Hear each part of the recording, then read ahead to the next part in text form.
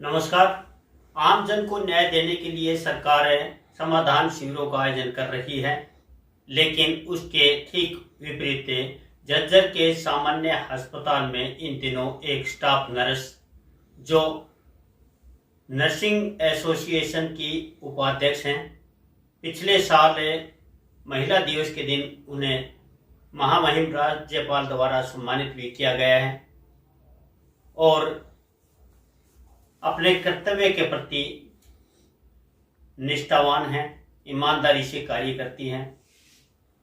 ये विडो है, लेकिन प्रशासन उसके साथ अन्याय कर रहा है।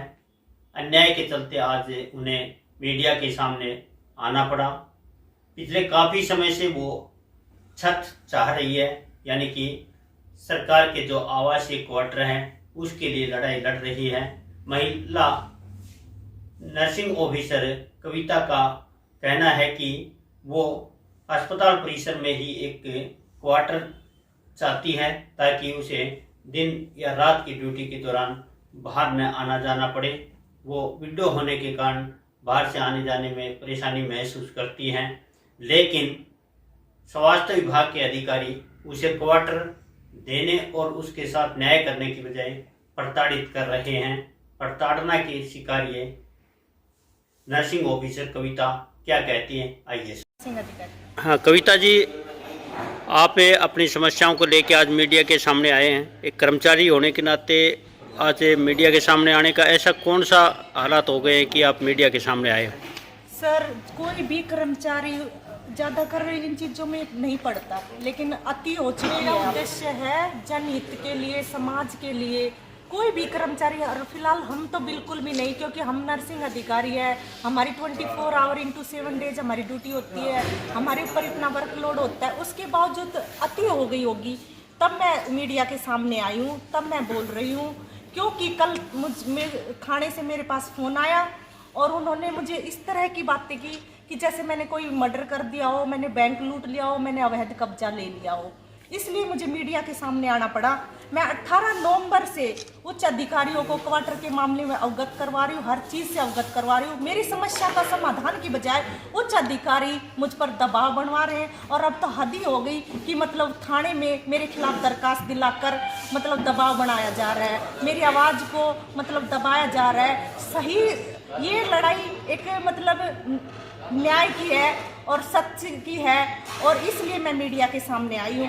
मैं कहीं भी गलत नहीं हूँ, मैं बिल्कुल ठीक हूँ। उन्होंने मुझे आश्वासन दिया था कि आपको 4 नंबर क्वार्टर दे दिया जाएगा, लेकिन मेरा जो था वो भी खाली करवा लिया गया, और 4 नंबर क्वार्टर एक ड्राइवर को अलॉट कर दिया गया है। क्या नाम है ड्राइवर? मुझे तो कल ही पता चला, जब मेरे थाने से फ़ोन आया तब उसने मेरे खिलाफ दरखास्त दी कि कोई सुनील ड्राइवर है, क्योंकि वो दावा कर रहा है कि 3 जनवरी से उसको अलॉट है, जबकि 3 जनवरी से बीच में 21 जनवरी से 29 जनवरी तक मैं उस क्वार्टर में रह चुकी हूँ। मेरा सामान बाहर फेंक दिया गया। सबसे पहले तो 3 जनवरी से अगर उसको अलॉट है, तो अगर वो 7 दिन के अंदर अंदर शिफ्ट नहीं हुआ तो ऑटोमेटिक रद्द हो जाता है हरियाणा सरकार के नियम के अनुसार। आप ये क्वार्टर का मामला कह रहे हैं, इससे पहले आप कौन से क्वार्टर में रह रहे थे? इससे पहले मैं 13 नंबर क्वार्टर में रह रही थी। 9 साल से उसकी कोई रिपेयरिंग नहीं, बार बार मैंने लिख के दिया। उसकी छत गिरने से मुझे गंभीर चोटें आई थी, जिसका मैं मेडिकल भी बनवा के उच्च अधिकारियों को दे चुकी हूँ। यहाँ तक कि मैंने 3 रात उच्च अधिकारियों की कोठिया उसके सामने रात बिताई, वो भी मैं उच्च अधिकारियों को अवगत करवा चुकी। मैं हर समस्या से अवगत करवा चुकी। यहाँ तक कि मैंने उनको हर समस्या लिख के दी कि मैं मतलब विडो कोटा में हूँ, और मतलब मेरे पास खुद का कोई मकान नहीं है, और मैं सुरक्षित नहीं हूँ किराए के मकान। मेरी कोई समस्या का समाधान नहीं, और ऊपर से मुझ पर दरखास्त और दिला रहे हैं। मतलब वो ड्राइवर, मुझे नहीं पता उसके नाम कब अलॉट हुआ, मुझे तो कल ही पता चला है कि जब मेरे थाने से फ़ोन आया है। अभी आप कह रहे हैं कि आपको 4 नंबर क्वार्टर दिया गया था। मुझे 4 नंबर अलॉट नहीं किया उन्होंने, लेकिन जब मेरा क्वार्टर की छत गिर गई, वो खाली क्वार्टर था, मैं उसमें जाके रहने लग गई थी। उसमें ऑलरेडी एक और सीनियर नर्सिंग ऑफिसर भी रह रही थी, जिसके नाम भी अलॉट नहीं था। वो मैंने तो यहाँ तक दिया, हरियाणा सरकार के साथ धोखाधड़ी हो रही है। कागजों में क्वार्टर खाली दिखाया जा रहा है और वहाँ कर्मचारी रह रहे हैं। तो आपको 4 नंबर क्वार्टर जो आप कह रहे हैं कि सामान निकाला गया, किसने निकाला सामान जी? सीनियर नर्सिंग ऑफिसर परमिला के हस्बैंड मिले थे मुझे, जब निकाला तब मैंने नहीं देखा। तब उन्होंने कहा, मैंने कहा बाबूजी आपने मेरा सामान बाहर क्यों फेंक दिया? उन्होंने कहा कि मुझ पे दबाव आया है, मुझसे तो फिकवाया गया, मेरा नाम तो अलॉट नहीं है, मैं तो वैसे ही रह रहा हूँ रिक्वेस्ट। तो अब तक आप कितने अधिकारियों से आप मिल चुके हैं? मैं बार वरिष्ठ चिकित्सा अधिकारी डॉक्टर नरेश दहिया से मिली हूँ और मैं civil surgeon doctor Brahmdeep Singh Sindhu से मिली हूँ। तो इन अधिकारियों का क्या कहना है आपको? देखो, वरिष्ठ चिकित्सा अधिकारी तो कहते हैं कि मेरे पास तो 300 कर्मचारी है, मैं हर चीज़ नहीं देख सकता।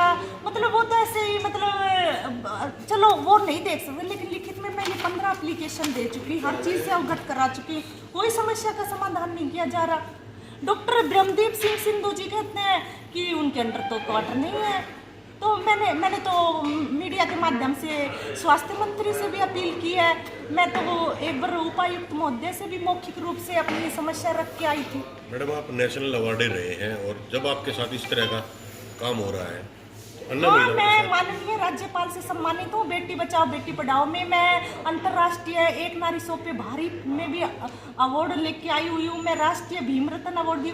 मैं यही तो सोचकर मेरा मतलब अंतरात्मा आज ऐसे गवाही दे रही कि आम औरत आम कहाँ सुरक्षित है, हम कहाँ, कितना गलत होता है जब मैं मेरे साथ इतना गलत हो रहा है। आप यूनियन की भी प्रधान है? मैं उप प्रधान हूँ नर्सिंग यूनियन की, मैं एक्स प्रधान भी रह चुकी हूँ, मैं स्टेट में भी एक्टिव मेंबर रह चुकी हूँ। तो आपके हॉस्पिटल वाले ही आपके साथ इस तरह से कर रहे हैं, बिल्कुल अन्य कर जनता रहे के हैं। साथ तो पता नहीं क्या किस तरह की बात करती बिल्कुल, हैं। मुझे तो मेरी तो रूह कांप रही है जब मैं एक उनकी एक होनहार कर्मचारी हूँ और मेरा अभी नेशनल नाइटिंगेल फ्लोरेंस अवार्ड में राज्य मतलब नेशनल अवार्ड में नाम गया हुआ है। सिर्फ हरियाणा से 3 लड़कियों का नाम गया, उसमें मेरा नाम गया हुआ है। तो अब ये जो आपका क्वार्टर का है ये मैटर, इसके लिए आप जांच बैठवाएंगे? मुझे बिल्कुल, मेरी मांग यही है कि जांच की जाए और निष्पक्ष जांच हो और लाइव जांच हो ताकि किसी के साथ कुछ गलत ना हो। तो क्या आप मुख्यमंत्री हरियाणा सरकार से भी कुछ बिल्कुल, मैं तो अपील करूंगी माननीय मुख्यमंत्री से, अपील करती हूँ कि मेरे साथ न्याय किया जाए। तो राजनीति को कोई किसी राजनीतिक लोगों से भी मिलना हुआ है आपका? मेरा देखो राजनीतिक वैसे मिलना नहीं हुआ। मैंने हमारे चेयरमैन साहब, मैं कप्तान वीर धाना से रिक्वेस्ट की थी मैंने। फिर उन्होंने क्या आश्वासन दिया? उन्होंने आश्वासन दिया कि उनकी समस्या का समाधान करेंगे, वो मेरी समस्या का समाधान। तो अभी तक नहीं हो पाया? अभी तो कुछ नहीं हुआ है। ऊपर से मुझ पे दबाव बना रहे हैं, थाने से फोन करवाया है मुझसे। कल मुझे थाने में बुलाया जा रहा है, कल मुझे फोन आया है, वो मुझे अनपढ़ जैसे शब्द बोल रही है थाने से फोन करके कि आपको ये नहीं पता क्या लोट है, आप अनपढ़ हो। तो अब कहाँ रह रहे हैं आप फिलहाल? अब मैंने 5 तारीख को किराए का मकान लिया है, तब मेरी कोई समस्या का समाधान हुआ, मैं वहाँ रह रही हूँ।